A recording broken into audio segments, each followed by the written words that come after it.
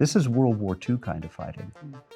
This is what the Marines House were to up house, against. department to department. This is what the Marines were up against. Alley to alley, yeah. and now tunnels, or it would have been at the time, it would have been trenches, but this is trench warfare. You've just been in Gaza. I was just in Gaza a couple weeks ago. This is the most difficult urban warfare environment in the history of warfare, outside of the Japanese fortified islands. On October 7th, 2023, Hamas launched an unprovoked surprise attack of 3,000 terrorists against the State of Israel. It was not a raid. It was an invasion. It was not a battle. It was a massacre.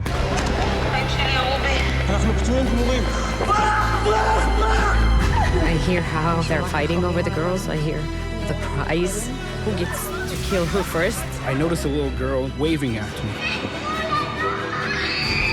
I took my pistol. We decided that we are not waiting to anyone. I don't think that I'm a hero. I protected my family.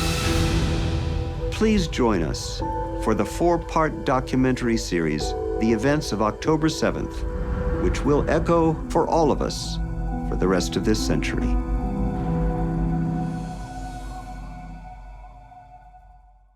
I've heard a lot of Israelis say that October 7th was the day that has changed Israel forever. In some ways, it's early to know exactly how.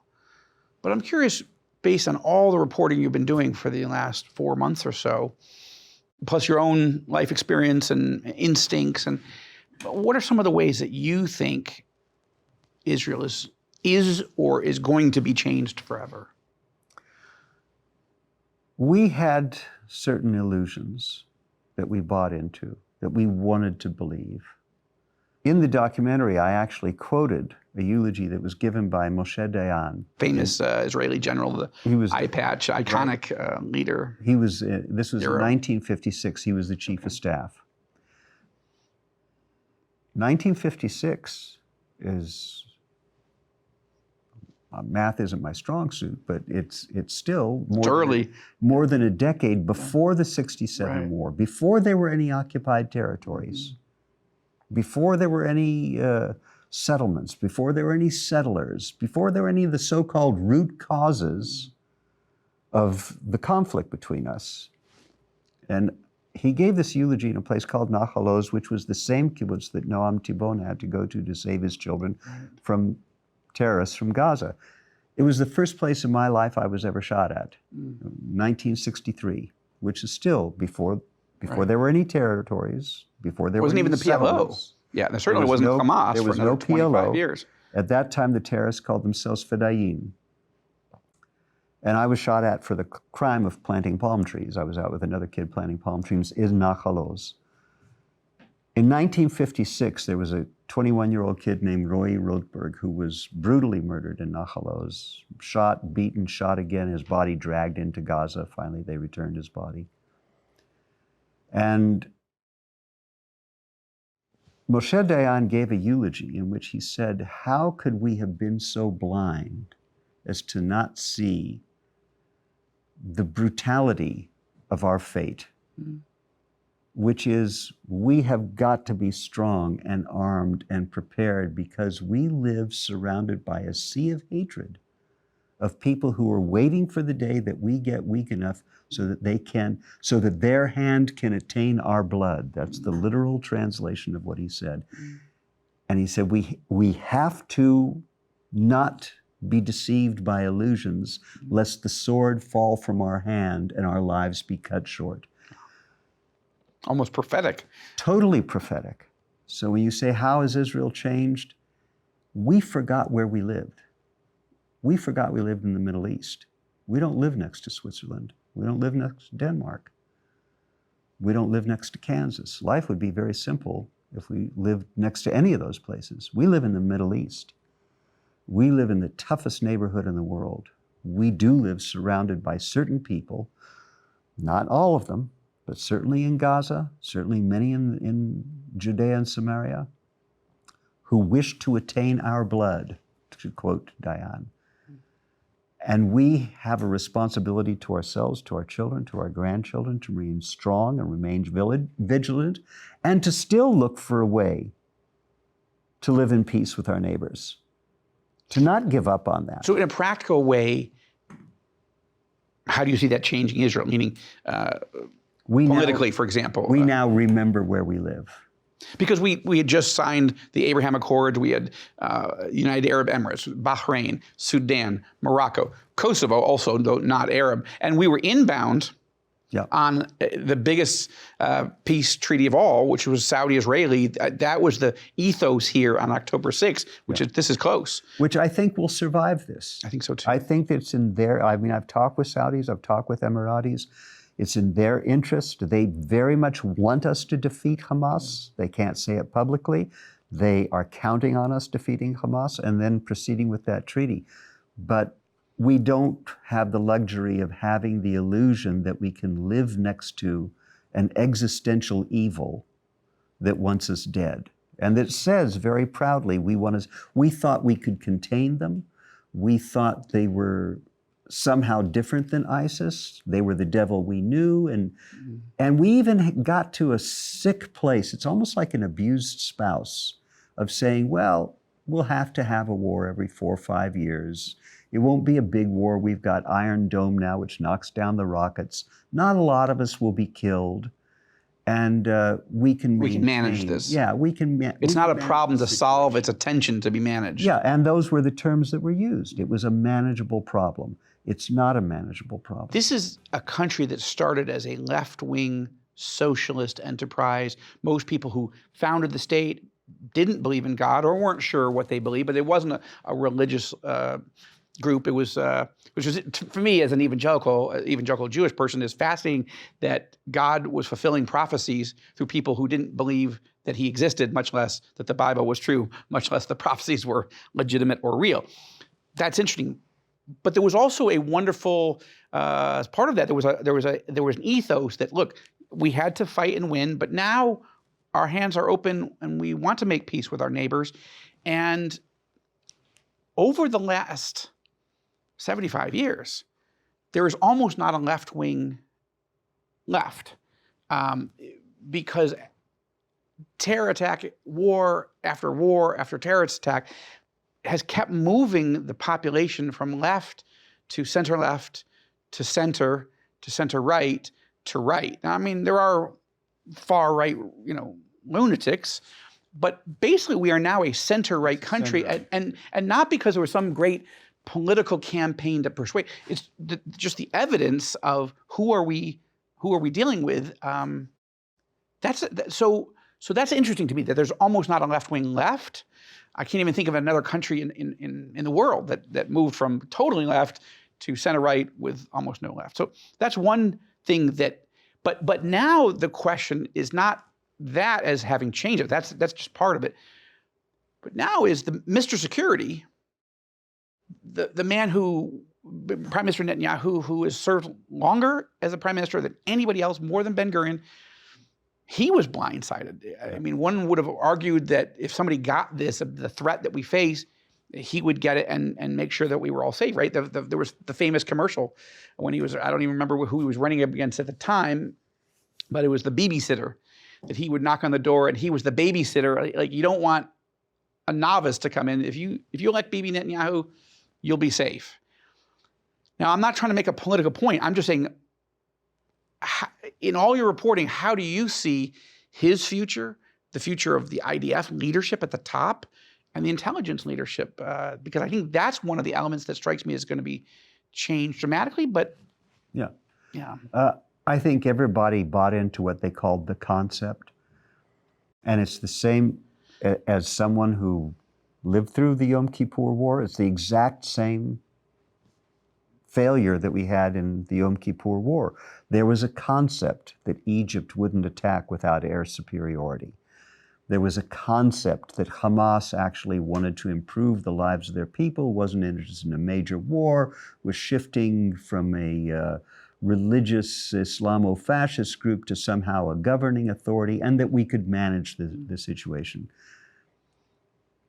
My personal, just me, you know, Yossi six-pack. Everybody at the top, and I think most Israelis feel this way, has to go.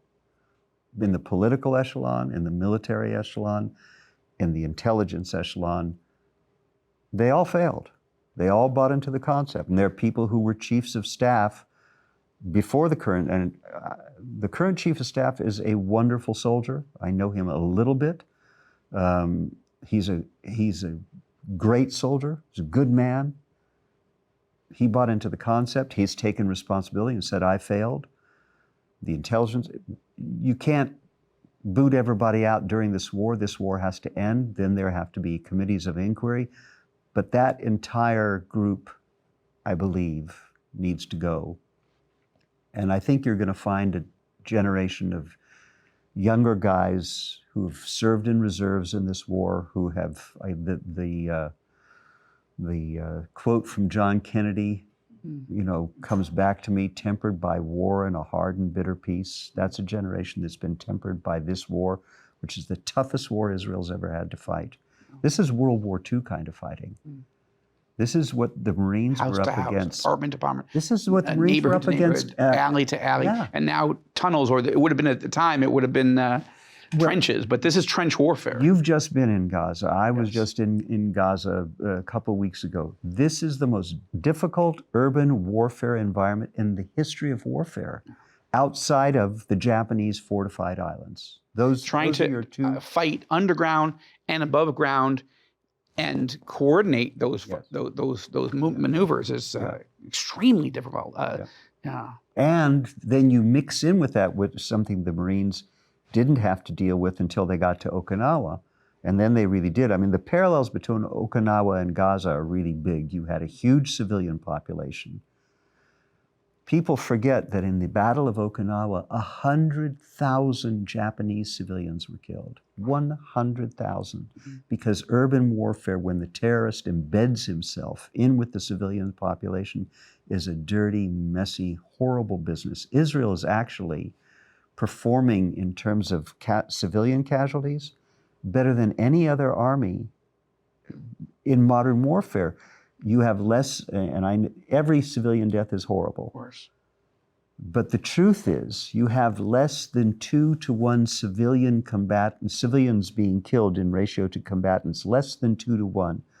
When America was in Mosul, we were fighting against ISIS with 86 other countries in our coalition, against a monster that 86 countries said have to be taken out.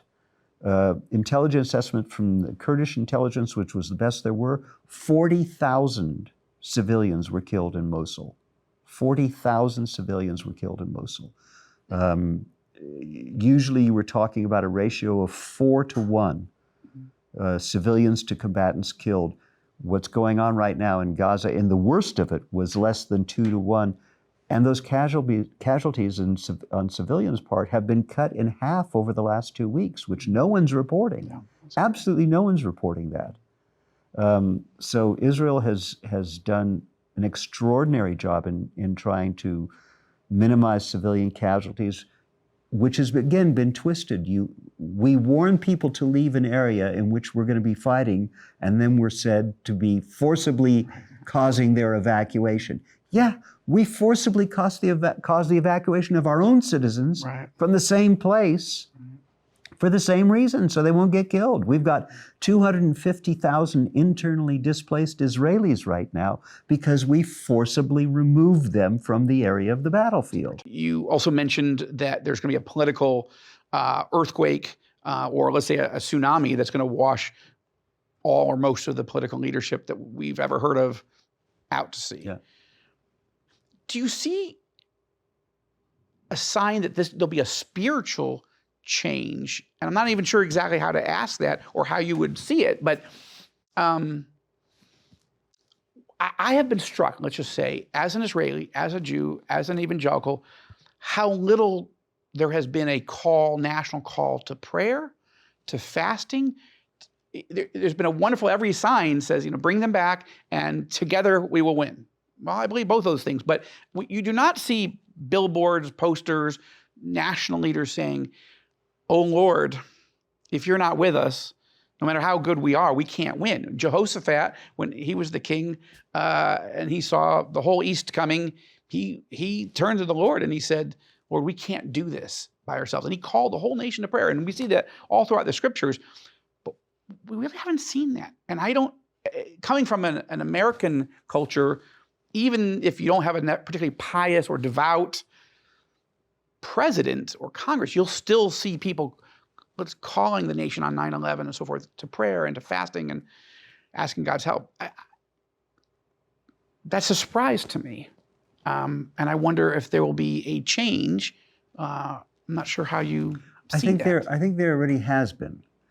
And Israel's much different than the United States in terms of public religion, where in the United States, there's national prayer breakfasts, and there always has been, and politicians invoke God's help less so today than they used to. Right. But certainly, if you go back to FDR's speech on December 7th, he's invoking God. Yeah. That isn't something that has been done in Israel from a political point of view, and I think it's part of the heritage that you mentioned, that we started off with leaders who were primarily socialist, atheist agnostics who didn't feel comfortable promoting religion from the public arena. But I'll tell you where you see it right now. You see it amongst families. You see it absolutely amongst the soldiers in the field. You will see, I don't care any unit you're in, Shabbat comes, everybody wants the blessing, everybody wants to participate in it. There's nobody who says, I'm going to... No atheist in a foxhole. Not only not atheists in a foxhole, but there's really we had a big divide in this country between religious and secular people. That divide doesn't exist in the Army. It doesn't exist in the reserves. You've got guys who are ultra-Orthodox, not just wear kippah, but they have the forelocks and the beards and the full tilt, with guys who are seemingly atheist, arms around each other, asking God's blessing on the Shabbat. I remember one thing that was so moving to me. We were talking about, this was your first ride in an armored personnel carrier. Was in an armored personnel carrier going with combat engineers to blow up some rocket launchers. And the guy who was the driver of the APC was an Orthodox guy. And he turned to the commander of the APC and said, time for me to pray. Now, we're in an area where there are bullets whizzing around. And we had just encountered terrorists who were laying an ambush for us when we came to blow up this particular tunnel. He popped the hatch. He took his prayer book. He said the evening prayers. And the guy who was the commander, who was not religious at all, turned to us to make sure we would be quiet to honor his prayer. And when the guy came down from praying, grabbed his hand, put his arm around him, and knew he was praying for him. And you see that as a change. I absolutely do, and I see. You would know. You've been here. I see that as an embracing, all these years, an embracing of God. And who are you going to turn to in a time of trouble? You're going to turn to God. Dan Gordon, thank you for this interview. Thank you for making this series of documentary films for TBN and our audience. I pray that they will be used beyond TBN, that they are shown in schools, that they're shown in universities, that there's a life beyond this, that it's not just this spring you're going to take us into the horror, the heroes, the hysteria and history, and then the hope just for our network, but that God would use, and that you would have a sense of a vision of where else this could be. If a pamphlet by Herzl changed the world, starting with connecting with an evangelical who said, how can I help? Matt is one of those evangelicals. I'm one of those evangelicals. How can we help? I pray that this film series would be enormously powerful because nobody else is doing it, and nobody else cares as much to hear it and to understand than evangelicals who totally believe, even if they're not well versed in the history of Israel. They know the biblical history, and they know that you're right when you say God's in charge, and this is shaking Israel for something. It's shaking up this society at every level: religious, cultural, spiritual, political, military, intelligence, to something new. Yeah. And so thank you.